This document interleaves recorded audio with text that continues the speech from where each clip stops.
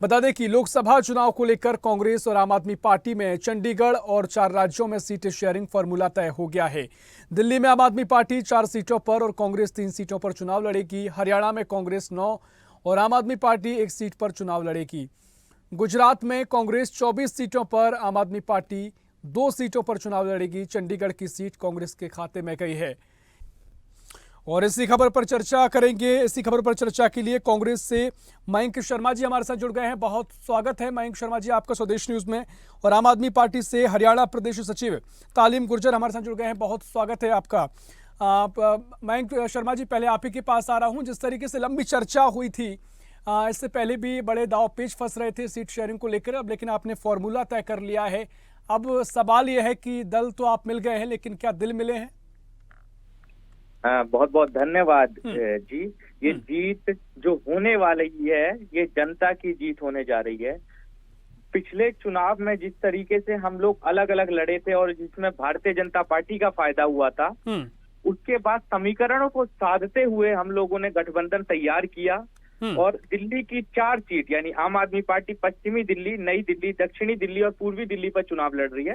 वहीं चांदनी चौक, उत्तर पूर्वी और उत्तर पश्चिमी दिल्ली पर कांग्रेस चुनाव लड़ रही है। मैं ये दावे के साथ कहता हूं, मैं दिल्ली में रहता हूं, मैं ये दावे के साथ कह रहा हूं कि आने वाले जब 2024 का लोकसभा चुनाव आएगा तो भारतीय जनता पार्टी को 7 सीटों पर शिकस्त खानी पड़ेगी। और जनता ने ये ठान लिया है कि ऐसी तानाशाही सरकार को उखाड़ फेंकने का काम जनता करने वाली है।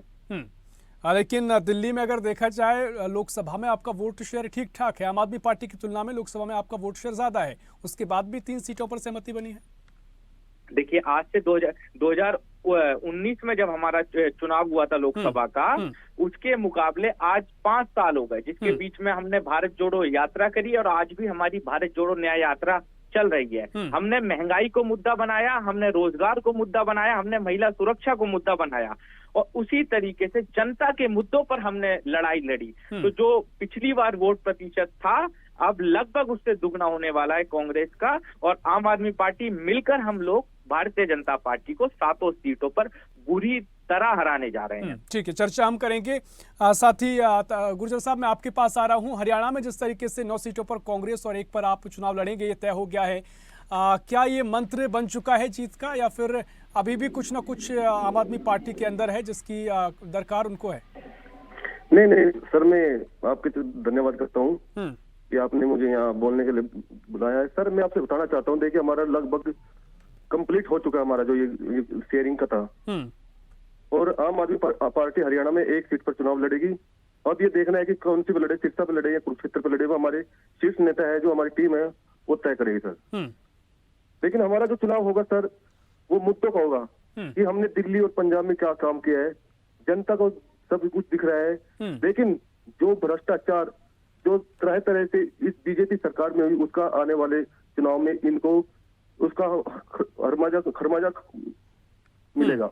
हाँ जी बिल्कुल। देखिए गुर्जर साहब, एक सवाल जो मैंने मयंक जी से भी किया था, वो एक कि दल तो आप मिल गए हैं, लेकिन दिल मिले हैं कि नहीं मिले हैं। सवाल इसलिए वाजिब हो जाता है। ठीक है, मेरा सवाल सुन लीजिए आप। ये सवाल इसलिए महत्वपूर्ण हो जाता है क्योंकि आप आम आदमी पार्टी की शुरुआत ही कांग्रेस सरकार के लेकर, घोटाले उजागर करने को लेकर, विरोध प्रदर्शन को लेकर, आंदोलन से आपकी शुरुआत होती है और कांग्रेस का आपने विरोध शुरुआत से किया।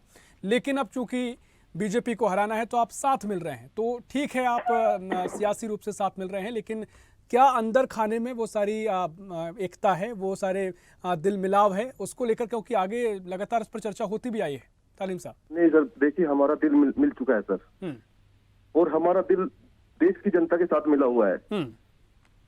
और जो बात आप कह रहे हो कि दिल मिलने की, ये हम भ्रष्टाचार के खिलाफ और इस तानाशाही के खिलाफ हमने इकट्ठा होने का प्रयत्न किया। और ये तालीम साहब, यही सवाल मेरा है। आप भ्रष्टाचार के खिलाफ ही कांग्रेस के थे। जी नहीं, देखिए सर, वो तो बात आपकी बात सही है, लेकिन जो तानाशाही इस सरकार में हो रही है ना, वो आज तक किसी भी सरकार या किसी पार्टी ने नहीं की। देखिए आपने देखा कि हमारे अभी पिछले दिनों किसानों के साथ सिंधु बॉर्डर पर क्या हुआ, यानी आम आदमी पार्टी के मुताबिक कांग्रेस ने कम भ्रष्टाचार किया है, बीजेपी ज्यादा कर रही है। नहीं, बीजेपी ने तो हाथ ही पार कर दिया सर। हाँ, तो मैं वही आपसे सवाल कर रहा हूँ, कांग्रेस ने कम किया था आपके मुताबिक, आम आदमी पार्टी जो कहती आई। नहीं नहीं नहीं सर, देखिए जो भ्रष्टाचारी है चाहे कोई भी हो, लेकिन आम आदमी पार्टी उनके खिलाफ पहले भी खड़ी थी, अब भी खड़ी है। लेकिन हमें लोकतंत्र बचाना है, हमें देश बचाना है, इसलिए हमें ये गठबंधन करा। ठीक है, मयंक शर्मा जी मैं आपके पास आता हूं क्योंकि आपसे भी मेरा यही सवाल है, क्योंकि देखिए आप दोनों ही एक दूसरे पर जमकर निशाना साधते आए थे, लेकिन अब ठीक है, अच्छी बात है, सीट शेयरिंग पर फॉर्मूला बन गया है, विपक्ष और मजबूत हो रहा है, लेकिन ये सवाल तो वाजिब रहेंगे कि आप इससे पहले निशाना एक दूसरे पर साध रहे थे, भ्रष्टाचार के आरोप एक दूसरे पर लगाए जा रहे थे, लेकिन अब चूंकि अब आप एक हो गए हैं, लोकसभा तक तो आप एक ही नजर आएंगे, तो क्या दिल अंदर से मिले हैं मयंक जी? तो मयंक जी से संपर्क हमारा नहीं हो पा रहा है, उनको जोड़ने की कोशिश करेंगे। तालीम गुर्जर साहब, देखिए आप एक सीट यहाँ पर चुनाव लड़ेंगे, लेकिन क्या कुछ अब आपकी रणनीति आगे रहेगी हरियाणा को लेकर, क्योंकि यहाँ पर आप पंजाब में अच्छा वोट बैंक आपका है, अच्छा वोट शेयर पिछले कुछ सालों में बढ़ा है और उससे ही लगता हुआ राज्य हरियाणा है, तो कितनी संभावनाएं आप यहाँ देख रहे हैं? और 9 सीट अगर कांग्रेस को आपने दी हैं तो क्या कुछ इसके पीछे की वजह है? नहीं देखिए सर, हम अगर चुनाव लड़ते तो पूरे हरियाणा में लड़ते, पूरे हिंदुस्तान में चुनाव, हमारे पास कैंडिडेट भी है, सब कुछ है हमारे साथ अब।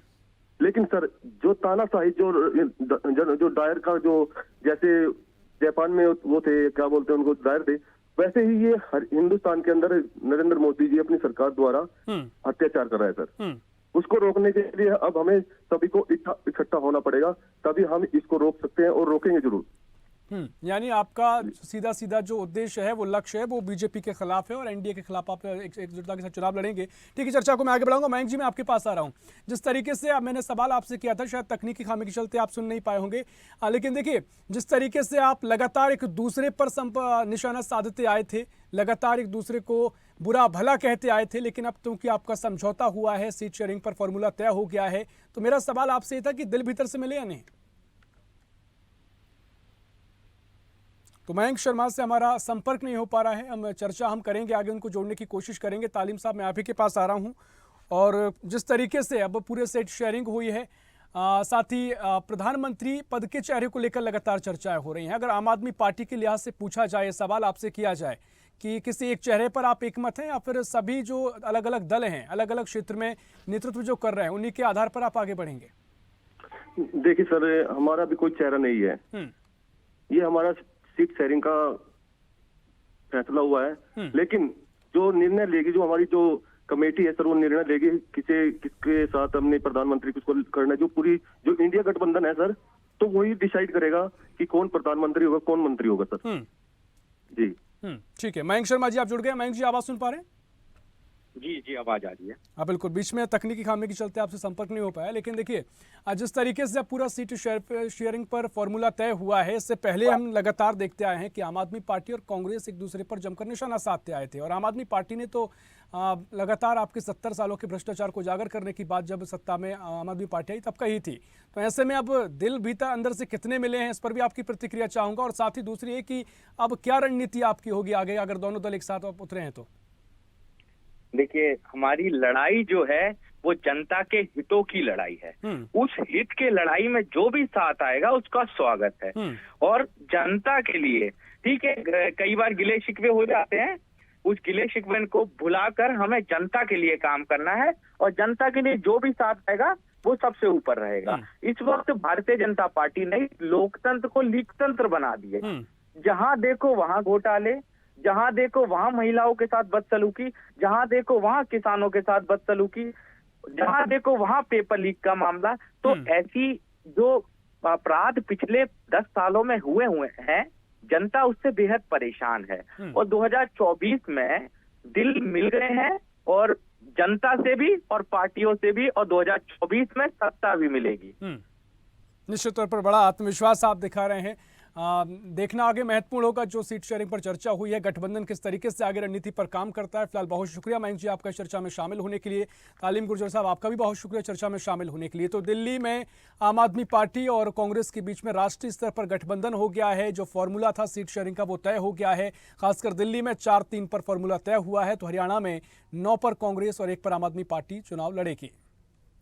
ऐसी ही खबरों के लिए हमें लाइक करें, शेयर करें, फॉलो करें और YouTube पर सब्सक्राइब करें और बेल आइकन दबाना ना भूलें। साथ ही ताजा अपडेट्स के लिए हमारी वेबसाइट स्वदेशलाइव.com पर जरूर जाएं।